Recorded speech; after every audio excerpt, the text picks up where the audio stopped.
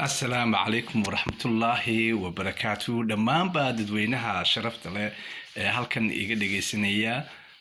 iyo dadka muuqayga garanaya amba arkaya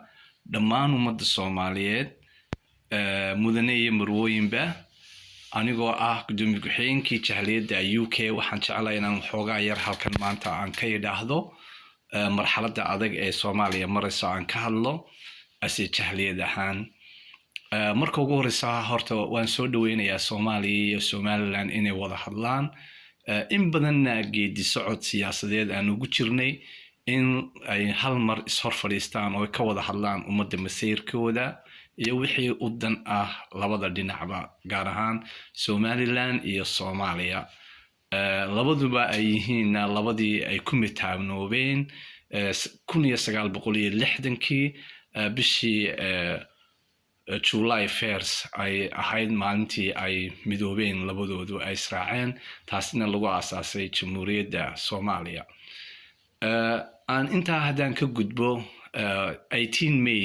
waxa jirta inay kala baxeen marka muddo badan oo geedi socodkaasi u socday waxa habeen iyo maalin aan ku buurinay in ay hor fadhiistaan oo ay wada hadlaan oo wuxuun ay ku heshiisiyaan maadaama ummadii ay u baahan tahay in meel loo jiheeyo but at the same time waxa hadaba jirta in saddex jeer oo hore ay wada hadleen oo midkii ugu horeeyay Ingiriiska lagu qabtay kii labaad lagu qabtay Abu Dhabi kii saddexaadna uu ahaa kii Ethiopia ay isku arkeen maalintii ugu dambeysay farmaajo iyo ay wada hadleen Muuse Biixi balse intaas oo dhan qaar waxa jira qodobo ka soo baxeen qaarna waxa jira ay lagu heshiiyay in maaragtay la dardargeliyo wixii development ee Soomaaliya lagu sameynayo marka arrimaha maanta hadaba hoosta ka soo baxay waxa weeyaan wixii lagu heshiiyay horta waxaad moodaa in ay faraha ka baxeen una baahan yihiin in dib loo casriyeeyo hadaba shirkan maanta ka socda Djibouti lagu qabtay maanta axada runtii waa aniga shakhsi ahaan ma aha shir aan u bogay ma aha oo aan jeclaa in lagu qabto Djibouti ma aha waxaan jeclaa in Ingiriiska lagu qabto asii jahliyad ahaanna aanu marti gelino ajandahaygu saas buu ahaa laakiin marxaladda darteed ayaa u qabsoomay in Djibouti laga dhigo marka wayna dhacday marka waxa bal aan jecelahay in anoo hubin in maaragtay wali ajantihiisa aanan haynin haddana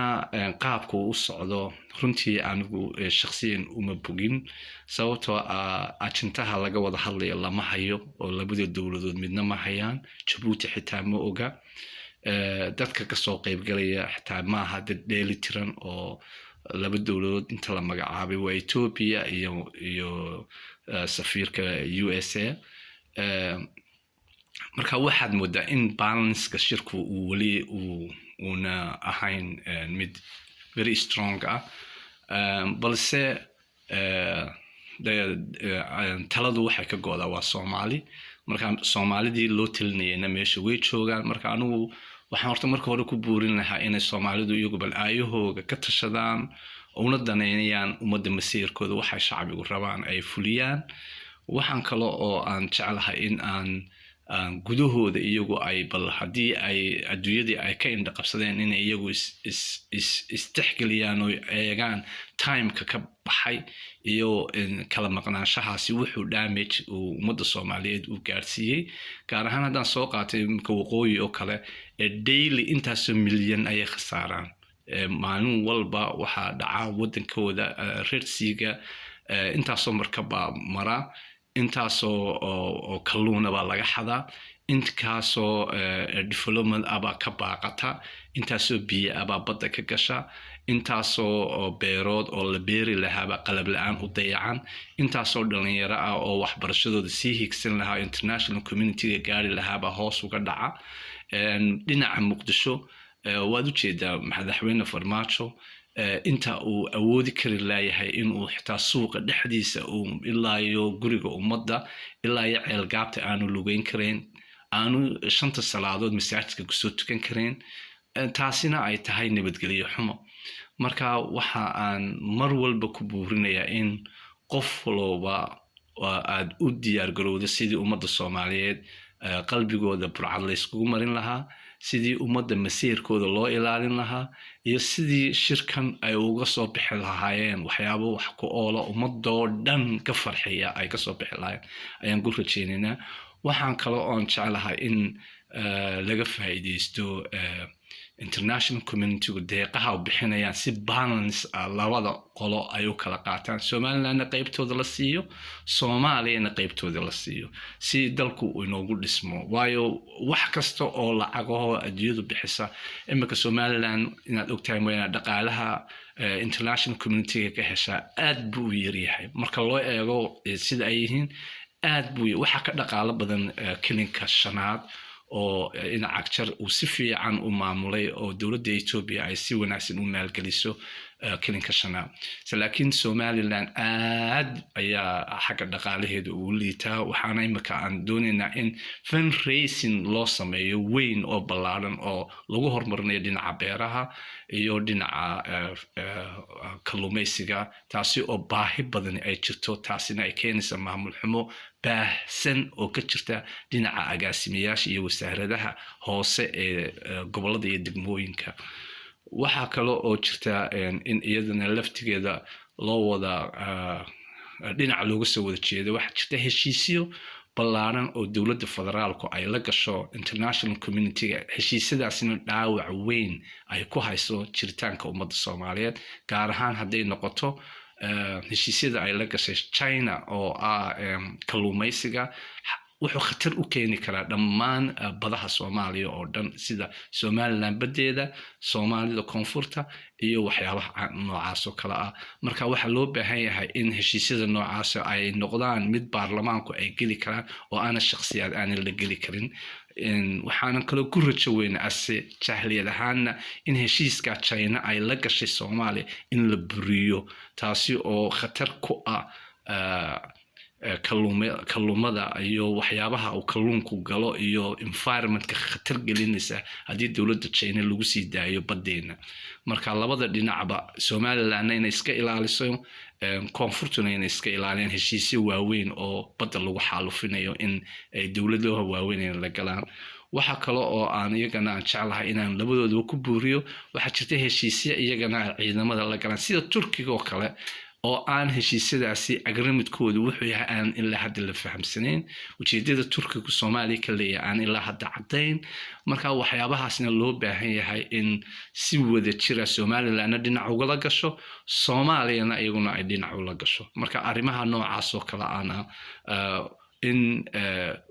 waa waxyaabo la wada leeyahay marka in shakhsiyaad hebel baa la galay heshiis in hadhow toole ayna faraha ka bixin marka waxyaabahaas oo kale iyagana la iska ilaa jahliyad ahaana waxa aan jecelnahay in dabagal siyaasiyiinta Soomaaliyeed meel kasta jooga in lagu sameeyo arinta badda oo soo noqotay oo Kenya ana waxaan jecelnahay in iyadana aan ka hadalno oo Kenya horta anagu waxaan aqoonsanahay waxa la yiraahdo NFD oo jahliyada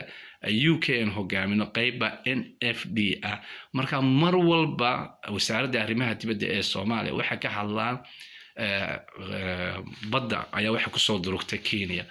marka wasaaradda arrimaha dibadda hankeeda waxaan leenahay yihigeeda inaad kor u qaadaan oo aad ka hadashaan arrimaha NFD oo Soomaaliya oo dhan ay ilaa hadda ay u doodayaan sidii NFD ay ugu soo bir lahayn Soomaaliya marka arinta NFD ayaa ku lifaaqan oo ka weyn xabtan alleedihiin waxa soo gashay oo maxkamadda imika taala marka hadii aad ka hadli weydaan NFD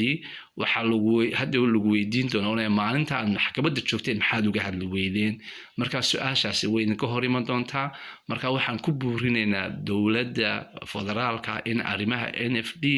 ayna yareysan dadka reer NFD-na inay u istaagaan xornimadooda iyo jiritaankooda iyo in ay noqdaan in aayahooda ka taliyaan even xitaa dawlad goboleed oo ka tirsan areadaasi jirta sida kilinka shanaad oo kale in loo aqoonsado dawladda Kenya oo aqoonsato aad iyo aad baan ugu farxi lahay marka arrintaana ha loo wada howlgalo waxaan kale oo iyadana ajantaha iga ugu dambeeya aan jeclay inaan ku buuriyo ummadda Soomaaliyeed kuwa Somaliland intaba waxaa jira in ciidamada uu tababaro dowladda Turkigu aad baan ugu faraxsanay ciidamo commandos oo wanaagsan oo si fiican loo tababaray iyo niman beelooda intaba aad baan soo dhaweynaynaa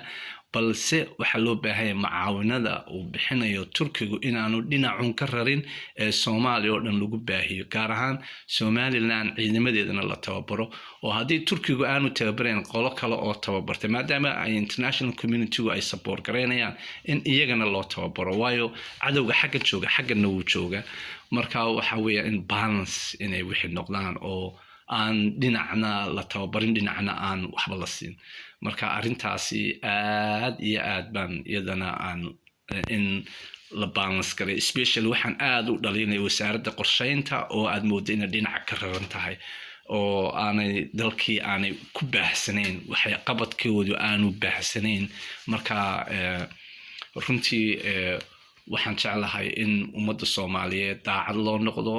in aan la siyaasadeen imika shirkan maanta socda in aan la siyaasadeen wixii ummadda Soomaaliyeed dani ugu jirto in falowgeed la qabto oo shacbiga Soomaaliyeed aan dembi laga gelin waayo waxa aad ku ciyaaraysan amba idin dhageysanaya waxa weeyaan ilmo yar iyo hooyo odaygeedii dagaal lagu dilay iyo dad la xasuuqay oo imika doonaya inay madaxa la kacaan marka in dadka ha loo turo ha loo naxo jiritaanka ummadana ha la ilaaliyo marka waa Xuseen Maxamed Xasan oo jooga London oo idin leh cadaalad iyo sinaan ummadda Soomaaliyeed ha lagu hago assalaamu calaykum waraxmatullaahi wabarakaatuh